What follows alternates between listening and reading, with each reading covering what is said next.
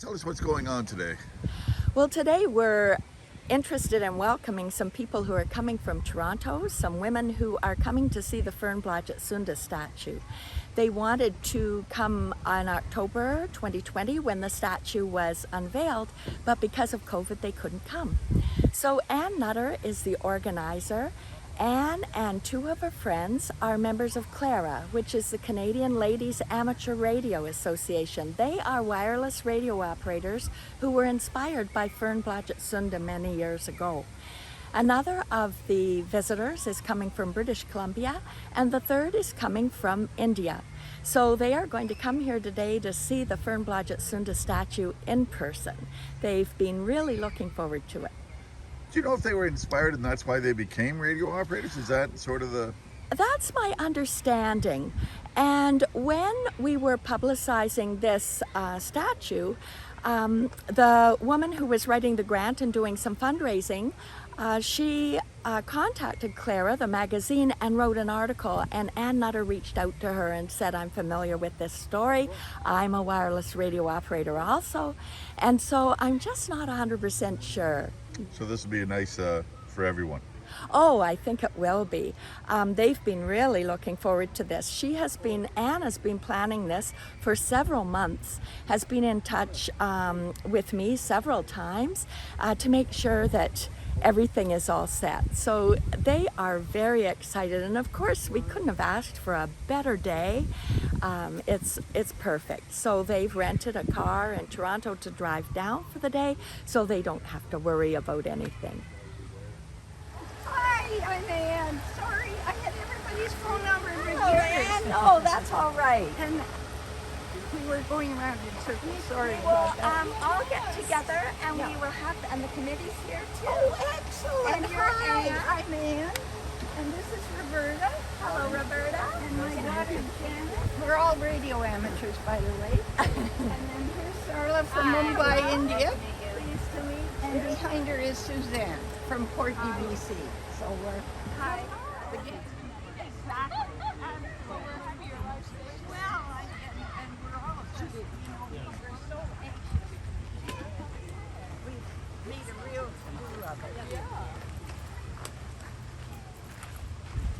So here she is. She is gorgeous. And And we're going to get pictures, all of us there too. absolutely. And I think probably the easiest is if everybody introduces themselves.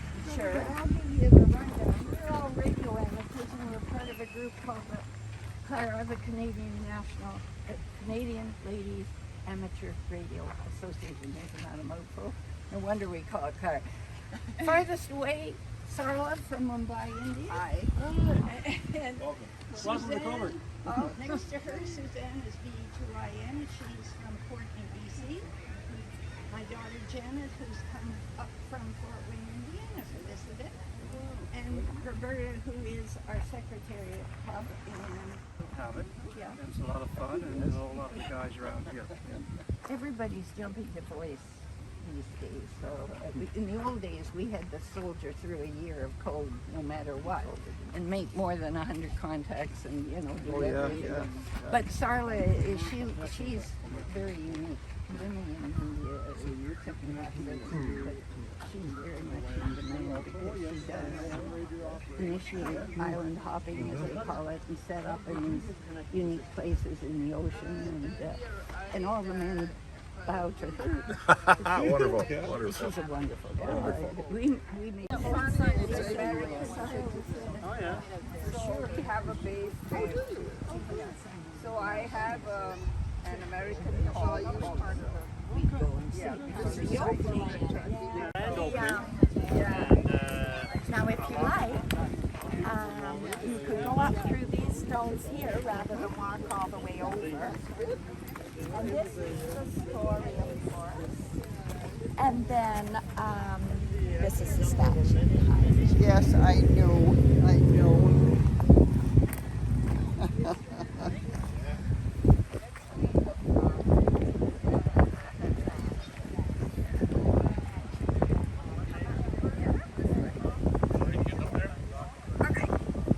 I don't know.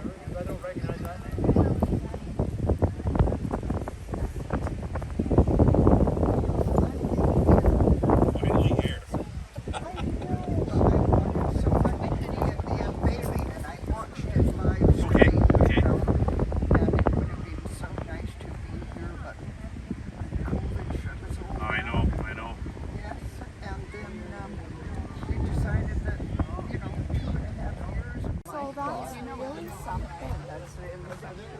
Now, the sun being this way makes it a little difficult to take a photo, but after lunch, if you came back, we could take a good one. Or I got a really good one a little while ago. Oh, okay. So whatever you like. Yeah, we would take. The other thing I always like is actually beside the symbol, the symbols underneath Yes, the Battle of Atlantic. If you look at jacket, you can see Oh, the details. Yes, I know. the naval button. Yes. And then on the pocket here, the breast pocket, is the operator's. Yes. It's got the operator's badge there. Yes, and what I like is their turkey Yeah. phones and the cables, you know, all Yeah. ready to plug in. Yeah. Yeah, and I like the symbolism of her looking backwards, but she's skipping forward, you know? Yes. Yeah. Yeah. Yes, it's wonderful. The owner couldn't decide whether to have her facing out onto the water or this way, because it would be probably nice to have her facing out there, but then we couldn't see her. So we decided to turn her around. And this is the way. But underneath here is the merchant marine ship. See it right in here?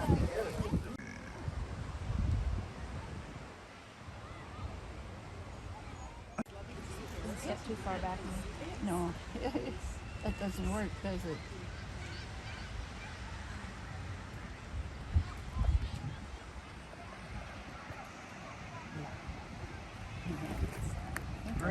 So the Blodgetts used to live in Coburg on George Street, which is right in the center of town. Did you come right off the 401?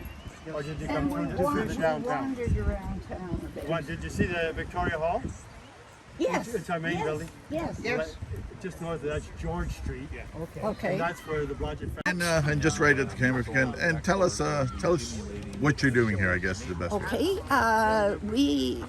We are former executives of the Canadian National Association, except my daughter who's here from the States.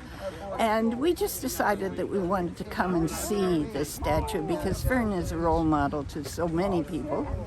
Coincidentally, one of the gals who graduated with Fern, Elizabeth, is a current member of CLARA, a very aged current member, but all with it, and she is in Surrey, British Columbia. We invited her to come and was hoping, but it's too much at her age. She's close to 100. But she can still send code at any speed, anytime, anywhere, and chew gum and talk to you at the same time. Amazing lady. What's Fern mean to you folks? Fern means to us a woman who was independent, made her choice, carried it through, and did a little good in the world. So were you folks all, and forgive me for this, but I Yeah. mean, were you folks all in the military then? Or? No, none of us. Oh, is that None right? of us. We're all radio amateurs. I guess back when I was licensed, 1972, it was because my husband was a ham and he was having so much fun, I thought it would be good. And I am a nurse by training, and I found that for me, helping people was the part I was interested in. And of course, you can be search and rescue, volunteering, and you met other people of similar minds, and we moved a lot, so it was a real entry into the community. You could volunteer your time and do something useful and meet people, and life is good. Coming down here, so you're from really all Western across. Canada and in the States And India. and India. And you came here? And we just came here because we really wanted to see it.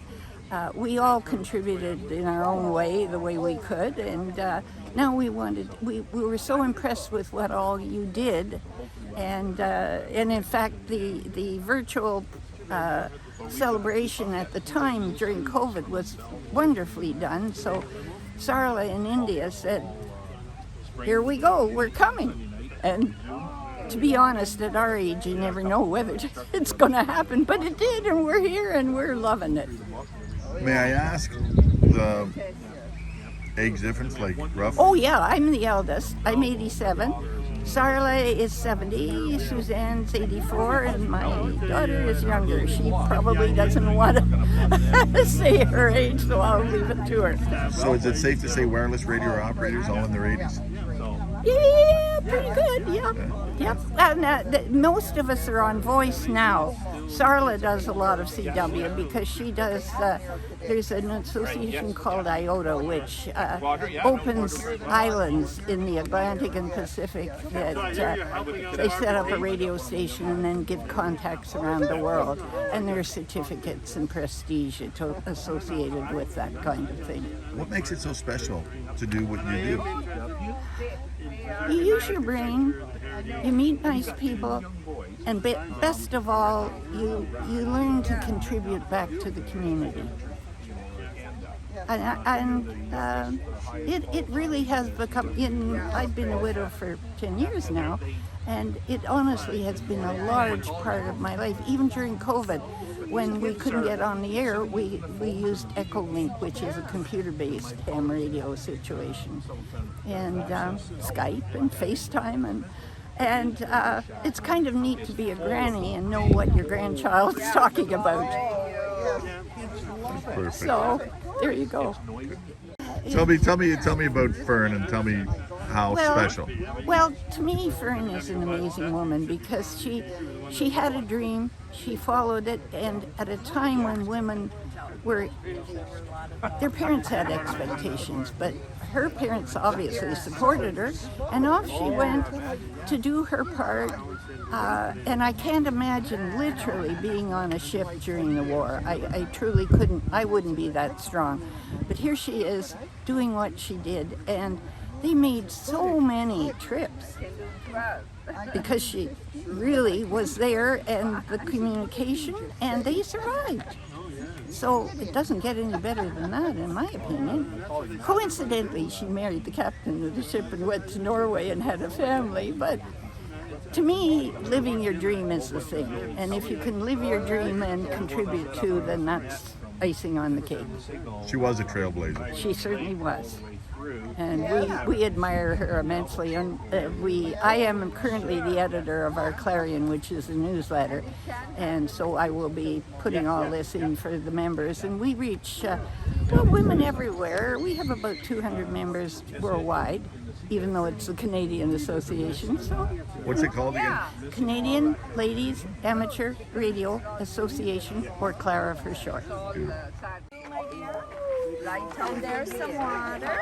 Oh my goodness. Not a problem. So, Then the summer yes, I am. And there's a program, and there's a picture from the school kids have and also Fern pen and a little article. Sure. Yeah. And we want to get into that with the cadets. Sure. Because we all represent all our Oh, she was Yeah. absolutely We're not in technically a ship, but Ireland. we Yeah. represent Oh, Sure. pictures and all are great, but I really want to have a look. Is it life size? pretty Because I visualized her as a taller woman. Hey, Fern. I'm going to get some. Sarla, can you take a picture for me? Because, I'm for his pictures. okay. Yeah. If you don't mind, it's a Galaxy Android. Let me. I am Probably very picture. bad at pictures. Even that's past my knowledge. Well, mine too, mostly. But I can't admit it to my grandchildren. Gorgeous, isn't it?